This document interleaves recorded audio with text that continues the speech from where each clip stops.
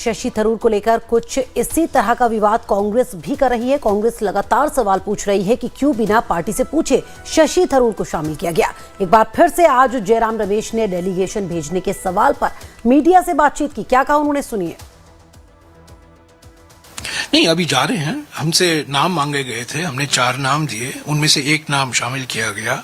सरकार की ओर से 4 और कांग्रेस सांसद जोड़े गए हैं। वो वरिष्ठ सांसद हैं, अनुभवी हैं, जाने माने हैं, विशेषज्ञ भी हैं इन मामलों में। एक पूर्व सांसद विदेश मंत्री भी रह चुके हैं। तो सारे 5 सांसद रहेंगे। देखिए, यही प्रधानमंत्री ने कांग्रेस का बदनाम पिछले 11 सालों में किया है, और आज जब मुसीबत में है, जब छवि बिगड़ गई है और आज हम अंतर्राष्ट्रीय स्तर पर पाकिस्तान से फिर से जोड़ा जा रहा है भारत को, तब उनको कांग्रेस याद आता है अचानक। पर वो नहीं, उन्होंने उचित नहीं समझा कि वो नेता प्रतिपक्ष लोकसभा से बात करें। उन्होंने ये उचित नहीं समझा कि कांग्रेस पार्टी के अध्यक्ष से बात करें। और वहीं कांग्रेस नेता संदीप दीक्षित ने आज शशि थरूर पर डायरेक्ट अटैक किया। उन्होंने कहा कि आजकल वो बदले बदले से नजर आ रहे हैं। भाई, वो तो शशि थरूर का होना चाहिए ना, वो क्या करना चाहते हैं, क्या नहीं करना चाहते। इसमें मैं तो उनकी कोई जवाबदेही मेरे से तो प्रति है नहीं। हाँ, वो बदले बदले जरूर हैं। अभी जैसे ये एक प्रोफेसर हैं शोका यूनिवर्सिटी में, जो गिरफ्तार हो गए, एक जमाने में इन्हीं चीजों पे कमेंट कर करके शशि थरूर जी ने नेतृत्व अपना बनाया था, आज उस पर चुप बैठे हैं। तो कभी कभी लगता है कि भाई आप क्या आप सामान्य अपनी चीजें और देश की बाकी समस्याएं भी भूल गए कि नहीं। पर चलिए, छोड़िए, वो इस समय वो विदेश जा रहे हैं। हम तो ये चाह रहे हैं कि हमारे जो डेलीगेशन जाएंगे वहां बढ़िया अपनी बात कहें। तो कांग्रेस हो या टीएमसी, दोनों ही पार्टियां सरकार पर लगातार राजनीति करने के आरोप लगा रही हैं, लेकिन इन पर बीजेपी का आरोप भी यही है। बीजेपी नेता मुख्तार अब्बास नकवी ने कहा है कि सेना के शौर्य का मामला है, लेकिन कांग्रेस और टीएमसी राजनीति कर रही हैं। अरे, ये देश की टीम है। जैसे टीम इंडिया जाती है खेलने के लिए और मैच जीत कर आती है, ये देश के सांसदों की टीम है जो ऑपरेशन सिंदूर की गाथा को बताएगी। इसमें हमसे पूछा गया नहीं पूछा गया, कांग्रेस कह रही थी।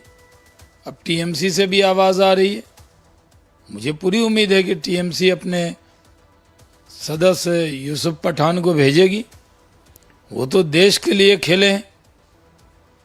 जब देश के लिए खेले हैं तो अभी भी तो देश के लिए ही खेलना है। इसमें कैसे मना कर सकते हैं? व्यक्ति से बड़ा दल और दल से बड़ा देश, ये देश का सवाल है और इस पर कोई विवाद करने की जरूरत नहीं है। अच्छा, कुछ लोगों की ये एक आदत बन गई है, एक दस्तूर बन गया है कि देश के जीत पर जो है वो दुर्भावना का गीत गाना शुरू कर दो। अब इस तरह के जो दस्तूर है उससे जो है उन्हें जो है दुरुस्त करना होगा। चाहे वो कांग्रेस पार्टी हो, चाहे तृणमूल कांग्रेस हो, उन्हें हो क्या गया है, किस मानसिक स्थिति में वो हैं। अरे, जिस वक्त पूरा कश्मीर से लेकर कन्याकुमारी तक, कच्छ से लेकर कटरा तक पूरा देश जो है हमारी सेना के शौर्य पराक्रम को सलाम कर रहा हो और पूरी दुनिया इस बात को समझ रही है कि पाकिस्तान आतंकवाद की फैक्ट्री है, और इस तर्कों और तथ्यों के साथ भारत की सांसदों का जो प्रतिनिधिमंडल है वो जाकर के वहाँ पे उस हकीकत को और मजबूती के साथ बताएगा। इसमें जो है वो कहाँ कन्फ्यूजन है। ऑपरेशन सिंदूर को लेकर बने डेलीगेशन में अनदेखी पर कांग्रेस में नाराजगी पर कांग्रेस के वरिष्ठ नेता तारिक अनवर से खास बातचीत की हमारी संवाददाता खुशबू सिंह ने। देखिए।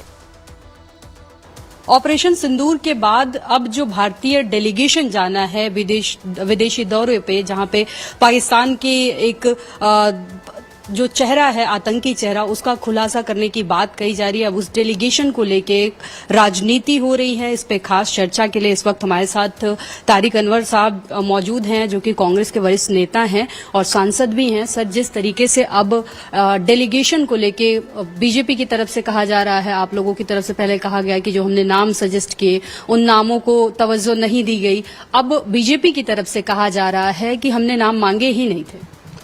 देखिए, ऐसा है कि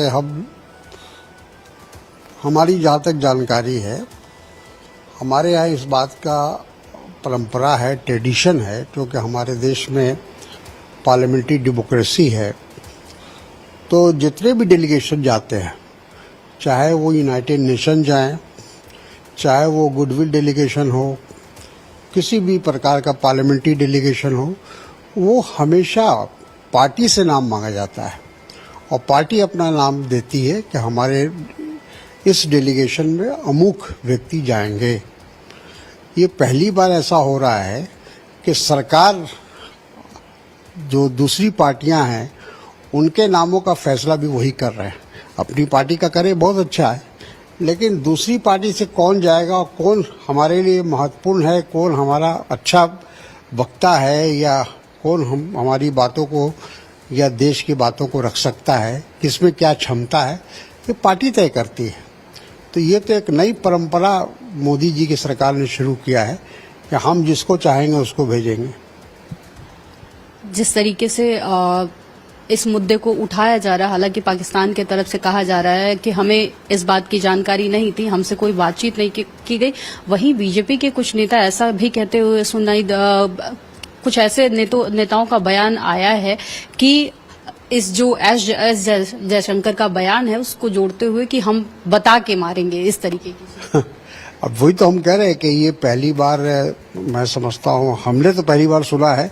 अब इसके पीछे ऐसा हुआ होगा तो हम नहीं कह सकते कि अपने दुश्मन देश को, अपने एनिमी देश को हम अपनी तमाम स्ट्रेटजी बता दें कि हम कहाँ कहाँ हमला करने वाले हैं। तो ये तो पहली बार मेरे ध्यान में तो आया है। सारी खास बातचीत के लिए बहुत बहुत शुक्रिया। तो ये थे तारिक अनवर साहब, जिनका कहना है कि अगर हम अपने दुश्मन देश को अपनी स्ट्रेटेजी बता दें तो इस तरीके का मामला पहली बार उनकी जानकारी में आया है। वीडियो जर्नलिस्ट विक्रम डोगरा के साथ मैं खुशबू सिंह, लाइव टाइम्स दिल्ली। और कर्नल सोफिया कुरैशी को लेकर दिए गए विवादित